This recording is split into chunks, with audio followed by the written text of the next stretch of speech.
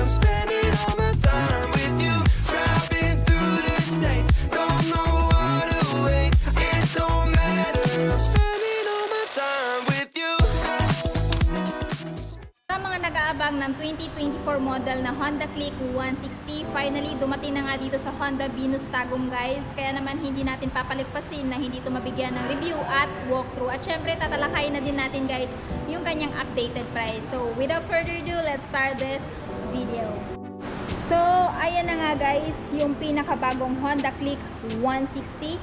So kung mapapansin nyo guys, kakaiba na yung itsura niya kumpara doon sa nakaraang version. Pero bago muna ang lahat, dito muna tayo sa kanyang technical specification. Of course, this Honda Click 160 is powered by 157cc to be exact. 4-stroke, 4-valve, single overhead cam, liquid cooled at ESP Plus. So maganda guys na naka-liquid cooled na siya nang sa ganon pag sa long ride, hindi na basta-basta mag-overheat tong motor na to. At ito rin guys ngayon ay may lakas na 11.3 kilowatts at 8,500 RPM and max torque of 13.8 Newton meter at 7,000 RPM. At syempre guys, ito pa rin po ay FI na. So pagdating naman guys sa kanyang seat height, ito po ngayon ay merong seat height na 778mm, same pa rin po ng dati. At meron din po siyang ground clearance na 138mm. So height ko na 5'5 guys, abot na abot po natin itong scooter na to. Yun nga lang, naka-tiptoe tayo dito. At meron din po itong timbang na 116 kilograms, kaya naman kahit lady rider ay kayang-kaya tong i-maneuver. So ito po yung kuya ni Honda Click 125. Ito naman tayo dumako sa kanyang overall looks. Of course, kung mapapansin nyo guys, meron naman ding color variant na matte white yung before. Yung pinagkaiba nila ngayon at saka yung dati. Yung dati kasi guys is naka-emblem. Yung dito niya, yung pangalan niyang Click. While ito ngayon is naka-decals na lamang. So kung mapapansin nyo, yung decals niya guys is para siyang light maroon at silver. Ayan. So napaka-minimal lang din po ng decals niya guys. At kung mapapansin nyo, pagdating sa decals niya, hindi siya yung tipong parang madaling matanggal. Talagang parang kasama na din siya sa kanyang fairings, no? Na nakadikit na din. Ayan. So, napaka high quality po nung decals na nilagay. At kung mapapansin nyo guys, meron din siya mga glittery effects pagdating dito sa kanyang silver decals. Ayan. And, alam kong sa mga mahilig sa mga light color, talagang mai-inlove dito sa decals na to.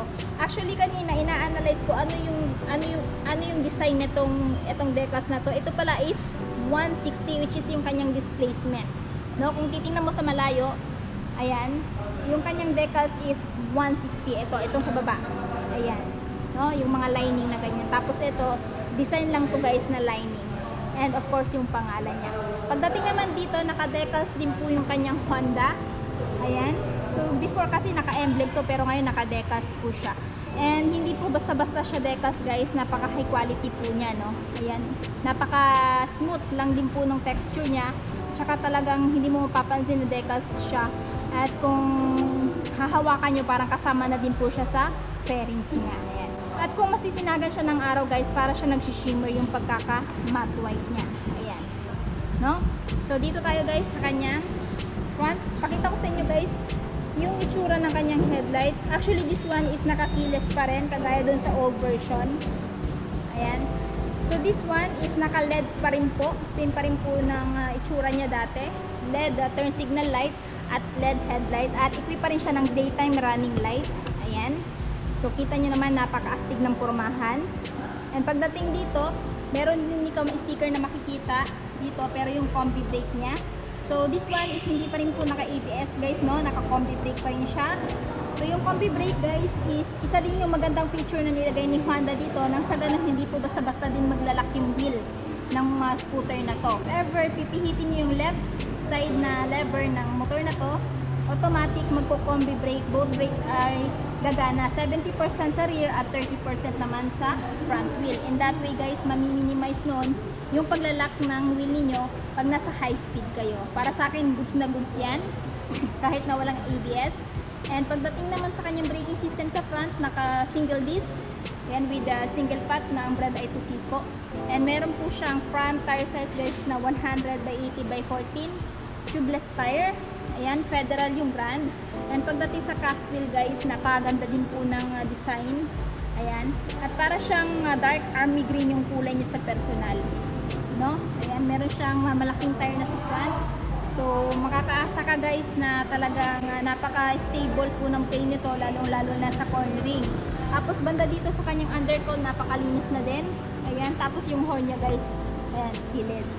So, dito tayo guys sa kanyang mga levers, ayan, matte black pa rin. Tapos equip pa rin siya ng park brake lock. Pag ito ay naka-engage, no, tapos ipapark nyo sa incline na lugar, hindi na po basta-basta magdadaos-dos yung scooter na to. Ayan, so ito po yung gamit ng park brake lock. Tapos may sticker din po siya na Honda dito. And kung mapapansin nyo guys, pagdating naman po sa side mirror niya, hindi siya yung typical side mirror ni Click. Mas high-end po yung side mirror niya kumpara dun sa mga lower displacement like Honda Beat at Honda Click 125. And napaka-durable na po. And para sa akin, napaka-astig and napakaganda po na tong side mirror na to, no? Pero kung gusto niyo naman po magpalit ng side mirror guys, meron akong side mirror na i-recommend sa inyo, yung side mirror na gamit ko kay Honda Click 125, which is yung Street King version 1 na side mirror. Anyway, ilalagay ko na lang sa screen yung kanyang itsura. Ayan. So, click nyo na lang po sa description box to order yung Street King side mirror na, ayan, ino-offer ko. Ayan. Kung if ever lang gusto nyo magpalit ng side mirror dito sa Honda Click 160, if ever ito yung scooter na bibili nyo. So, dito tayo guys sa kanyang dashboard. Ayan. So, dito sa dashboard guys, naka fully digital instrument panel siya. Then, pagdating naman sa lights niya guys, yung kanyang background is navy blue, while yung mga numbers and the letters is naka-white. So, para sa akin, goods na goods niyan. Napakaganda po na ganyan yung kanyang light. Nang sa ganun, talagang lahat ng information ang nakikita mo kahit sa gabi. Ayan. So, yung information meron dito is speedometer. Ayan, odometer, time. Convenient yan kung trabahante ka. Tapos, yung kilometer per liter, dyan mo makikita. Fuel gauge. Ayan. Tapos, meron siyang dalawang buttons dito guys. Select and set. Check natin. Ayan. Trip A, trip B, average na kilometer per liter mo. Ayan, tsaka voltmeter since wala na po itong kickstart. At yung total ng tinakbo. Tapos ito naman sa set, pag magsiset ka ng time mo at pag magsiset ka ng oil change indicator mo. Kasi meron din po ito kagaya nung kay Honda Click 125. Ayan. Tapos, pagdating naman dito sa mga buttons and switches guys, sa left side, meron siyang high beam, low beam, horn, at yung turn signal switch. Ayan. Sa right side, meron siyang idling stop system. Ayan, off, activated. So, yung purpose nito or yung function nito, 3 to 5 seconds na hindi tumatakbo yung motor mo at naandar, automatic magsha-shut off yung makina. In that way, mas makakatipid ka sa gasolina. So, pagdating sa key niya guys, ayan, yung kanyang smart key. So, dalawa po ito. And goods na goods yan para pag halimbawa mawala yung isa, meron pang isa. So, meron siyang answer back key at anti-theft alarm. Isa yung safety feature na nilagay ni Honda dito kay Honda Click para nang sa ganun mas ma-secure itong motor na to sa mga nakaw-nakaw. Ayan. Tapos ito yung kanyang turning knob. Bubuksan mo yung seat mo, kailangan mo itapat sa seat tapos push mo tong seat. Ayan. So, balikan natin yan mamaya. Pagdating dito sa mga pockets muna, ayan, dito sa right side, meron na siyang malawak na pocket.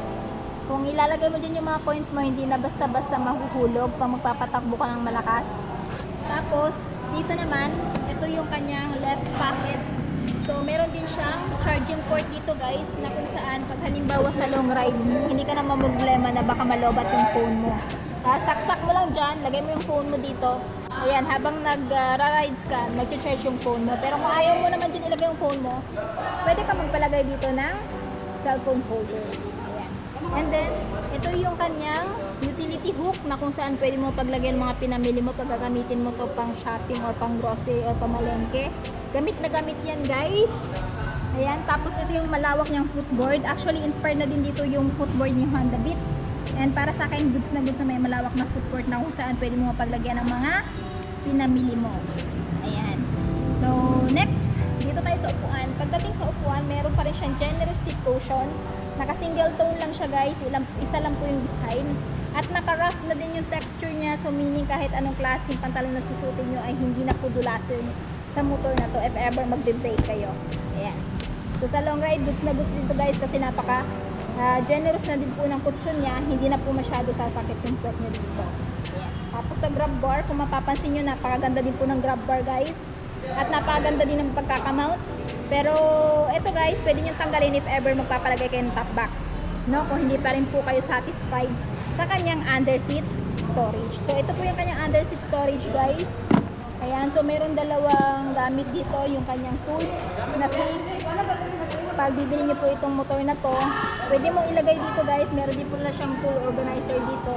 At syempre yung manual na gamit if ever meron kang gusto matutunan dito sa motor na to, kung kailan yung next maintenance at kung kailan ka ulit magpapa-change oil, kasi nandito nakalagay yung mga kilometers kung kailan ka ulit magpapa-change oil. Ayan. So, pagdating naman sa fuel tank capacity guys, itong scooter na to ay merong malaking fuel tank capacity na 5.5 liters. Ayan. So, hindi ka na mabibitin sa long ride niyan kasi medyo malaki na yung fuel tank capacity niya. So, pagdating dito sa gulong sa likod guys, ayan, meron din siyang wide tire dito guys na may size na, ayan, 120 by 70 by 14 inches, naka-cast wheel pa rin. Tapos, yung kanyang braking system is drum brake at ginamitan siya ng monoshock unit swing suspension. At kinaganda din dito guys, no need ka nang maglagay ng aftermarket na mudguard or tire hugger kasi meron na pong nakalagay na. Ayan. Ito yung side stand niya nga pala. Meron tong side stand switch. So, pag nakababa yan, kahit anong klaseng pagpapaandar mo, hindi na po yan naandar. Tapos, ito yung foot peg ng angkas. Ayan. Napaka-premium po guys. No? Tapos yung kanyang center stand. And i-check naman natin yung light sa likod. Pagdating naman po sa light sa likod, naka-LED po yung brake light at naka-LED na din po yung turn signal light. May ilaw na din po ng plaka guys para mas visible yung plate nyo habang nagra-ride kayo pagkagabi. Tapos naka-reflector na din. Ayan. Dagdag safety feature din yan para sa motor para alam niyo na mas secure yung biyahe nyo pagkagabi. So, kung interested po kayo dito kay Honda Click 160, ito po ngayon ay merong updated price na. Ayan, 122,900 if bibili nyo po ng spot cash. Pero kung gusto nyo po ng hulugan, down payment is 9,463. Kahit na bagong modelo, siya po ay naka-promo ng less 2,000 sa down payment, so magiging 7,463 na lamang po. At syempre, meron din po siyang monthly sa 3 years na 6,151 at rebates na 200.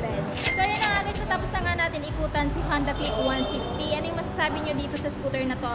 Sulit ba siya this year 2024? At ano yung katangian niya kung bakit siya i-consider yung bilhin ngayong taon? I want to know your thoughts below. At syempre kung bago pa lang kayo sa channel ko at hindi pa nakapag-subscribe, huwag kalimutan mag-subscribe para ma-notify kayo once may bago tayong upload. So yun guys, hanggang dito na muna tayo. Ride safe and peace out!